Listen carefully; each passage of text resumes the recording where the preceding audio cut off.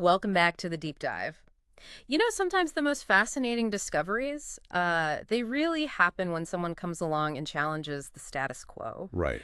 And, well, today we're diving into a research paper that does exactly that. Yeah. It's making some pretty big waves in the world of drug discovery Definitely. and asking, kind of a big question. Can Yeah. deep learning really live up to all the hype? It's a question on everyone's mind these days. Yeah. And this paper really tackles it head on. Okay. So we're going to be dissecting deep learning-based docking methods, fair comparisons to conventional docking workflows, Right. and believe me, it's a real eye-opener. Okay, so before we get into all the nitty-gritty details, Yeah. I think it's important to level set here. Sure. For our listener who may not be super familiar with this world, Okay. what exactly ISS molecular docking, Yeah. and why is it such a big deal in drug discovery? It's kind of like a three-dimensional puzzle, Oh, okay. but with incredibly high stakes. Oh. What we're trying to do is fit a small molecule, Okay. which could be a potential drug, Right. into this specific pocket on a protein, Okay. and it's called the binding site. All right. And if we can figure out how those pieces fit together, Yeah. it's a huge step towards understanding how drugs work Yeah. and designing new ones. So it's almost like finding the perfect key for a very complex lock. Precisely. Okay. So in recent years, deep learning has kind of burst onto the scene, Yeah, it's everywhere. promising to revolutionize this whole process. Yeah. And one of the most talked about methods is something called DiffDock. Okay.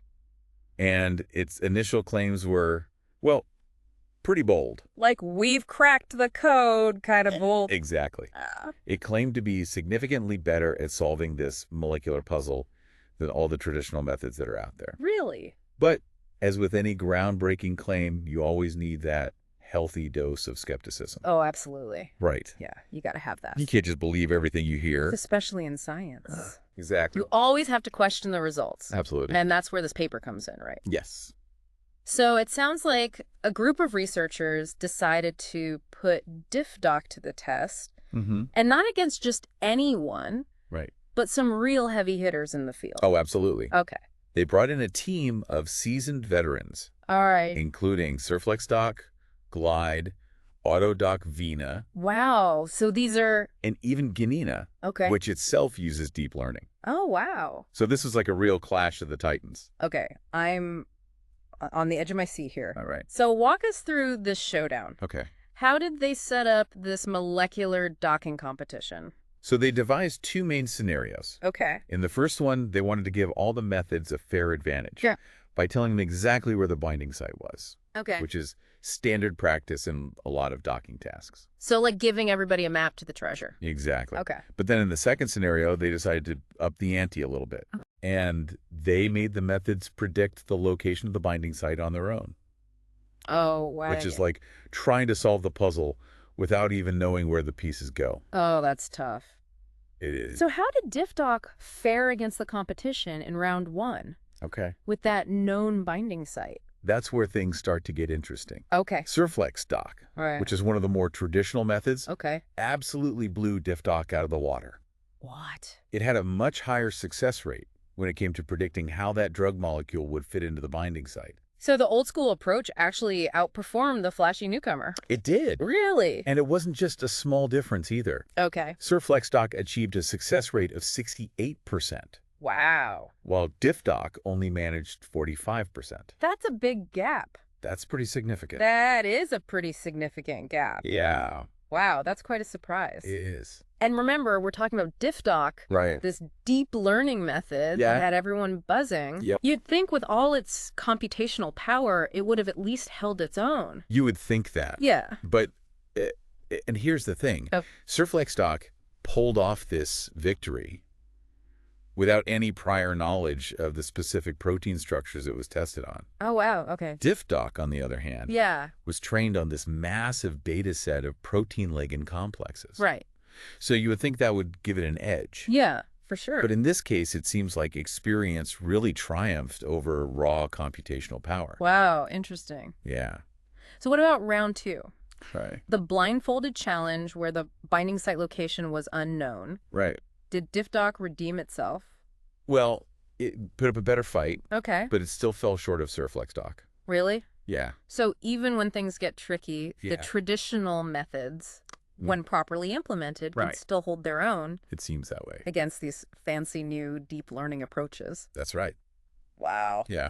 Okay, so we've got 1 point for Team Tradition. Yeah. But before we declare them the victors, Sure. let's hear from the rest of the competitors. Okay. What about Glide, AutoDock Vina, Right. and Gnina? Yeah. Did they put up a good fight? They sure did. Okay. In fact, all 3 of them actually outperformed DiffDock Really? when it came to accuracy in predicting the correct binding pose. Hmm. Glide, in particular, Okay. performed almost as well as Surflex-Dock, Wow. demonstrating that, these established players are still a force to be reckoned with. Yeah, they're not going anywhere. Right. So it's starting to look like DiffDock might have been a bit overhyped. Well, But what was the real reason behind its initial, seemingly impressive results? okay. The researchers dug a little deeper, Yeah. and they uncovered something pretty fascinating, right? They did. What did they find? What they found was this phenomenon called near-neighbor bias. Okay, near neighbor bias. It essentially means that DiffDock was performing well, not because it was truly understanding the problem. But because it had seen very similar examples in its training data. So instead of learning the underlying principles of molecular docking, Right. it was essentially just recognizing familiar patterns and Yeah. kind of memorizing answers. Precisely. Oh. It's like acing a test by memorizing past exams. Right. But you have no clue how to apply the concepts to a new problem. I think we've all been in that situation at some point. I think we all have. But hold on. How did the researchers actually prove that this near-neighbor bias was at play? Okay. They didn't just take DiffDock's word for it, did they? Of course not. Okay. They meticulously analyzed all the test cases, Right. and they found that a whopping 2/3 of them had near neighbors in DiffDock's training data. Oh, wow. These were protein-ligand complexes that were very similar to the test cases.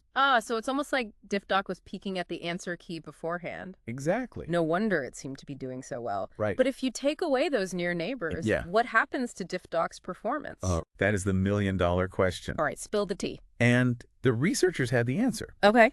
They tested DiffDock on cases where it hadn't seen anything similar in its training. Okay. And the results were, well, let's just say a reality check. Okay, what happened? DiffDock's success rate plummeted to somewhere between 21 and 28%. Oh, wow. Yeah, That is a huge difference. it is. So talk about a reality check. Huge reality check. This really drives home the point that just because a deep learning model looks impressive on paper, Right. it doesn't necessarily mean that it's truly understanding the problem. Yeah, It could just be a really good memorizer. exactly. Hmm. And that's a crucial takeaway from this paper. Yeah. It's a cautionary tale, Okay. reminding us not to get too swept up in the hype. Right. We need to be much more critical when we're evaluating these deep learning methods, Yeah, especially in a field as important as drug discovery.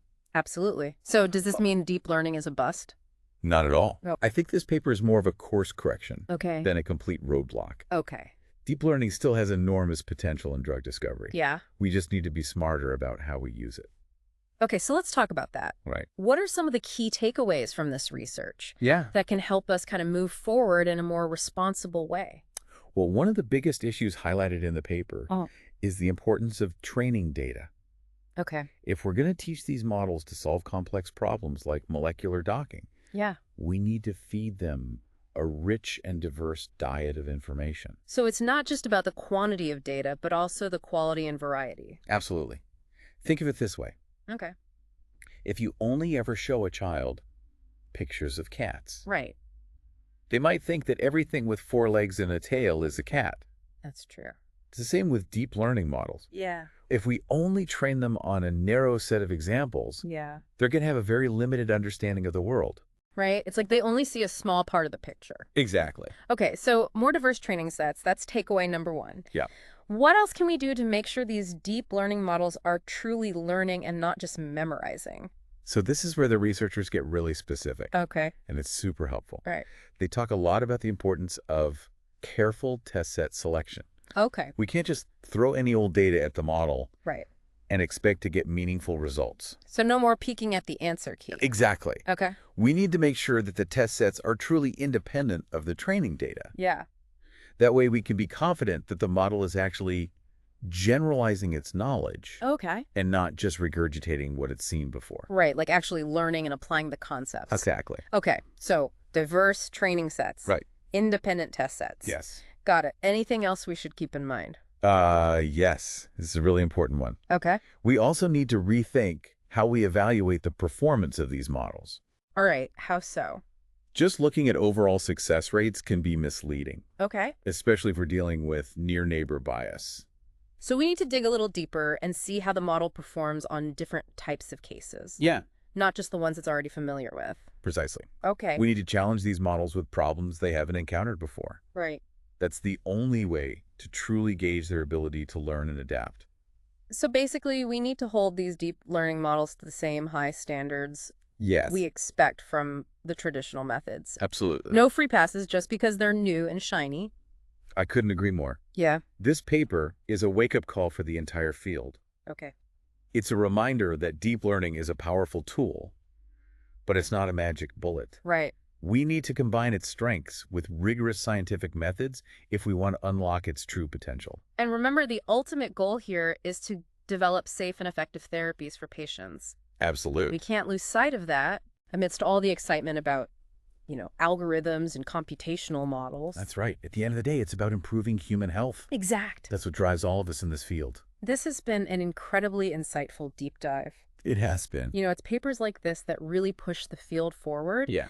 They force us to question our assumptions Mm-hmm. and to strive for better, more robust methods. I completely agree. Yeah. It's all part of the scientific process, Yeah. challenging the status quo, Yeah. questioning the results, Mhm. and constantly refining our understanding. So for our listener who's been with us on this journey, Yes. what would you say are the key takeaways? Okay. What should they remember from our deep dive today? First and foremost, don't believe the hype blindly. Okay. Deep learning is a powerful tool, Yeah. but it has its limitations, just like any other technology. Right. We need to be critical thinkers, and we need to demand evidence Yeah. to support any claims of groundbreaking results. Yeah. Right. Don't just take anyone's word for it, Exactly. even if it's a fancy new algorithm. Exactly. Okay. Second, demand transparency and rigor in research. Okay. Look for studies that clearly describe their methods Mhm. and then critically evaluate their results. Okay. Are they using diverse training sets? Right. Are their test sets truly independent? Yeah. Are they considering potential biases? Yeah. These are all crucial questions to ask. It's almost like being a detective. It is. But for science, Yes. we need to scrutinize the evidence, look for any clues that might point to flaws or weaknesses in the research. Exactly. Okay, great. Any other final thoughts? Yes. And finally, don't be afraid to ask questions. Okay. Engage in the conversation. Yeah. Challenge assumptions. Yeah. And help shape the future of this exciting field. Yeah. We need diverse perspectives, Mm-hmm. and we need critical thinking to ensure that we're using these powerful tools responsibly and ethically. Beautifully put. Now, before we wrap up this deep dive, we want to leave our listener with something to ponder. All right? We've explored some of the potential pitfalls of deep learning. We have. But what about the flip side? Okay. What are some potential benefits or breakthroughs Right. that deep learning might enable in the future? That's a great question. Mm. It feels like we've uncovered some real challenges here, Yeah. but we've also hinted at some really incredible possibilities. Yeah, for sure. So where do we go from here? Right. Is there a way to harness this power responsibly Mm. and maybe even unlock some real breakthroughs? Yeah, that's what I'm hoping to hear. Well, I Some think, optimism. I think that's the question everyone's grappling with right now. Yeah. And it's exciting. Mhm. Even with, this cautionary tale of DiffDock, Right. there are aspects of deep learning that could truly revolutionize drug discovery. Okay. We just need to be mindful of those pitfalls. Okay, I like that. Let's get optimistic. What are some of those tantalizing possibilities that have you so hopeful? Well, one area where deep learning truly excels Okay. is pattern recognition. Okay. It can sift through mountains of data, Yeah. finding those subtle connections and relationships that humans might miss. So instead of just memorizing specific examples, like Right. DiffDock seemed to be doing, Exactly. it could actually uncover those Yeah. hidden rules that govern how molecules interact. Precisely. Yeah. Imagine a model that's analyzed millions of protein-ligand complexes Okay. and extracted the underlying principles of binding. Wow. Yeah. That would be a game changer That would be huge. for designing new drugs. Yeah. It'd be like having a master chemist Yes. built into a computer, That's the dream. able to predict how any molecule might behave. And we're already seeing progress in that direction. No, really? For example, some researchers are using deep learning to predict binding affinities, Okay. which is basically helps prioritize the most promising drug candidates early on. So that could save a lot of time and money in the long run. Exactly. No more chasing dead ends in the lab. Yeah, you're not going down the wrong path for, months and months. That's right. Okay, so that's really interesting. What else? And then there's something called de novo drug design, De novo drug design. where the goal is to create entirely new molecules Okay. with specific properties. Right. And deep learning is being explored for this as well. So instead of just tweaking existing molecules, Mm-hmm. we could design completely novel compounds Yeah, tailor-made for a specific target. that's right. That's incredible. It is. So much potential. But we need to balance this excitement Yeah. with the lessons we've learned today. Right. We can't forget about the importance of diverse training data, Okay. unbiased test sets, Mm-hmm. and all those rigorous evaluation methods that we discussed. Right. No cutting corners. Exactly. No matter how amazing the potential is, Yeah, we've got to make sure we're building these models on a solid foundation. absolutely. It's not a magic wand, Right. but it's a powerful tool that needs to be used wisely. Okay. I think the future of drug discovery lies in a collaboration Okay. between human expertise Mm-hmm. and artificial intelligence. I love that. A true partnership, Yeah. bringing together the best of both worlds. That's right. Who knows what we could accomplish with that kind of teamwork? It's an exciting time to be in this field. Yeah, it really is. There's so much potential for discovery and innovation. And we at the Deep Dive will be here to guide you through it all, I'm glad to be here. dissecting the research, Mm-hmm. asking the tough questions, Yeah, helping you make sense of this rapidly evolving landscape. it's great to be part of the conversation. I appreciate you being here so much. You're welcome. Thank you for sharing your expertise with us today. It's been my pleasure. And to you, dear listener, thank you for joining us on this deep dive into the world of deep learning and drug discovery. Yeah, thanks for listening. We hope you've learned something new, Absolutely. challenged your assumptions, Yeah. and maybe even sparked some ideas of your own. Keep learning, keep questioning, and keep diving deep. We'll be back soon with another fascinating topic to explore. See you next time. Until then, stay curious.